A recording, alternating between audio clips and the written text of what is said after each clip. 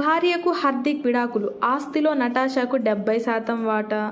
తన భార్య నటాషా స్టాంకోవిచ్కు టీమిండియా ఆల్రౌండర్ హార్దిక్ పాండ్యా విడాకులు ఇవ్వబోతున్నాడా అంటే అవుననే ప్రచారం జోరుగా సాగుతుంది. దీనిపై అధికారిక ప్రకటన ఇంతవరకు రాలేదు కానీ పాండ్యా దంపతులు విడిపోతున్నారనే వార్తలు మాత్రం సోషల్ మీడియాలో చక్కర్లు కొడుతున్నాయి.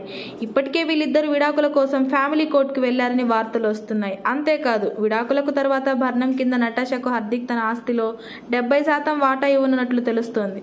అయితే దీనిపై ఇంకా హార్దిక్ నటాషా విడాకులు తీసుకోవడానికి సరైన కారణం ఏంటనేది ఇంకా తెలియలేదు. కానీ అభిప్రాయ భేదాలతోనే వీళ్ళిద్దరు విడిపోవాలని కలిసి నిర్ణయం తీసుకున్నట్లు సమాచారం.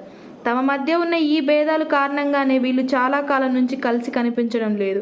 చివరిగా ఫిబ్రవరి 14న వీళ్ళు ఇన్స్టాగ్రామ్లో తమ ఫొటోస్ని షేర్ చేశారు. అప్పటి నుంచి వీళ్ళు మళ్ళీ ఎలాంటి పోస్టులను షేర్ చేయలేదు. ఐపీఎల్ మ్యాచ్ల సందర్భంగానూ నటాషా ఎక్కడా కనిపించలేదు. పాండ్యాపై తారాస్థాయిలో విమర్శలు వినిపించినా స్పందించలేదు. పైగా నటాషా తన పేరులో నుంచి పాండ్యాను కూడా తొలగించింది. ఈ పరిణామాలే వీరి విడాకుల వార్తలకు మరింత బలం చేకూర్చాయి. ఇదిలా ఉండగా హార్దిక్ పాండ్యాకు వడోదర, ముంబై ప్రాంతాల్లో చాలా ఆస్తులున్నాయి.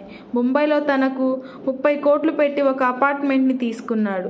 వడోదరలో తీసుకున్న పెంట్ హౌస్ ఖరీదు కూడా కోట్లలోనే ఉంది. ఇక ఐపీఎల్ మ్యాచ్ అయితే ముంబై జట్టు నుంచి అతడు 15 కోట్లు ఫీజుగా తీసుకుంటున్నాడు. గతంలో గుజరాత్ టైటాన్స్కు కెప్టెన్గా వ్యవహరించినప్పుడు కూడా అంతే అమౌంట్ అందుకున్నాడు.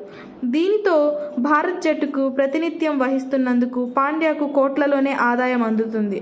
కొన్ని బ్రాండ్స్ అంబాసిడర్గాను వ్యవహరిస్తున్నాడు. అయితే విడాకుల కారణంగా 70% వాటా ఇవ్వాల్సి వచ్చింది కాబట్టి ఆర్థికంగా అతనికి గట్టి దెబ్బే తగలొచ్చు.